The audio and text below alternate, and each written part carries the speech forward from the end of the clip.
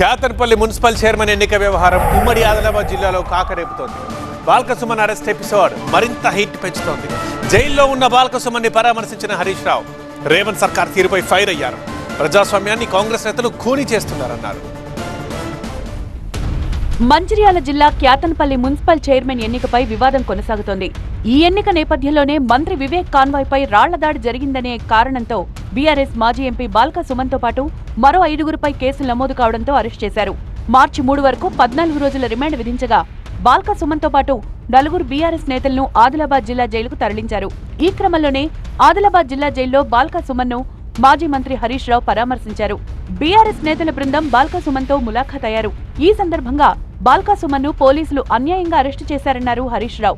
రేవంత్ సర్కార్ తీరుపై మండిపడ్డారు. క్యాతన్పల్లిలో జరిగినటువంటి ఎన్నికల్లో బీఆర్ఎస్ పార్టీ స్పష్టంగా 14 కౌన్సిలర్లు గెలిచింది. 22 కౌన్సిలర్లలో 14 కౌన్సిలర్లు గెలిచి ప్రజలు బీఆర్ఎస్ పార్టీకి పట్టం కట్టారు. స్పష్టమైన తీర్పునిచ్చారు. కాంగ్రెస్ పార్టీని ఓడించి బీఆర్ఎస్ సిపిఐ అలయన్స్ ను ప్రజలు గెలిపించారు. మున్సిపాలిటీల్లో చైర్మన్ పీఠాలను దక్కించుకునేందుకు హద్దులు దాటిన కాంగ్రెస్ కు ప్రజలు బుద్ధి చెప్పారన్నారు హరీష్ రావు. జనగామ, తొర్రూరు, క్యాతన్పల్లి, ఆమన్గల్, ఇబ్రహీంపట్నంలో కాంగ్రెస్ నేతల కుయుక్తులే కాంగ్రెస్ అరాచకాలకు నిదర్శనమని గుర్తు చేశారు. నువ్వు ఎన్ని ప్రయత్నాలు చేసినా రేవంత్ రెడ్డి గారు మీరు ప్రజా ఆమోదాన్ని కోల్పోయారు.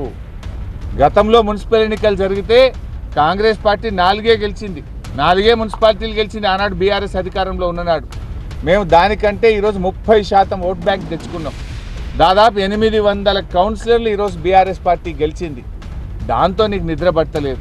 ఇక మున్సిపల్ ఎన్నికల్లో కాంగ్రెస్ బీజేపీ దోస్తీ మళ్లీ స్పష్టమైందన్నారు హరీష్ రావు. కాంగ్రెస్ బీజేపీ నేతలు ఒకరినొకరు కాపాడుకుంటున్నారని ఆరోపించారు. డ్యూటీలో ఉన్న పోలీస్ అధికారులను పట్టుకొని కాంగ్రెస్ బీజేపీ నాయకులు అడ్డగోలుగా బూతులు తిట్టినా, డ్యూటీలో ఉన్న నియమ నిబంధనలు ఉల్లంఘించి 100 మీటర్ల లోపలికి వెళ్ళినా ఈ రోజు వరకు కాంగ్రెస్ నాయకులు అరెస్ట్ గారు, బీజేపీ నాయకులు అరెస్ట్ గారు. రాష్ట్రం చూసింది, రాష్ట్ర ప్రజలు చూశారు. ఆ బీజేపీ కాంగ్రెస్ నాయకులు అరెస్ట్ గారు. అదే సమయంలో పోలీసులకు హరీష్ రావు మరోసారి వార్నింగ్ ఇచ్చారు.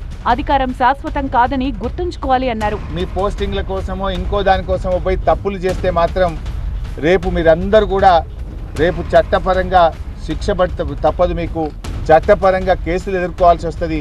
మిమ్మల్ని ఈ రేవంత్ రెడ్డిలో ఈ వివేక్ గారు ఎవరు కాపాడలేరు అని చెప్పి నేను పోలీసులను హెచ్చరిస్తా ఉన్నా. మరోవైపు బాల్క సుమన్ బీఆర్ఎస్ నేతల అరెస్టుకు నిరసనగా మంచిర్యాల జిల్లా బంద్కు బీఆర్ఎస్ పిలుపునిచ్చింది. దీంతో మంచిర్యాల జిల్లాలోని పలు ప్రాంతాల్లో బంద్ కొనసాగింది. బీఆర్ఎస్ బంద్కు చెన్నూరు వ్యాపార వాణిజ్య సంస్థలు మద్దతు తెలిపాయి. చెన్నూరు పట్టణంలో జనజీవనం స్తంభించింది. అలర్ట్ అయిన పోలీసులు చెన్నూరు, బెల్లంపల్లిలో సెక్షన్ 163 అమలు చేశారు.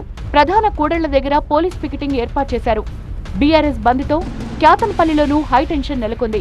చైర్మన్ ఎన్నిక వాయిదాను నిరసిస్తూ బీఆర్ఎస్ ఆందోళన చేపట్టింది.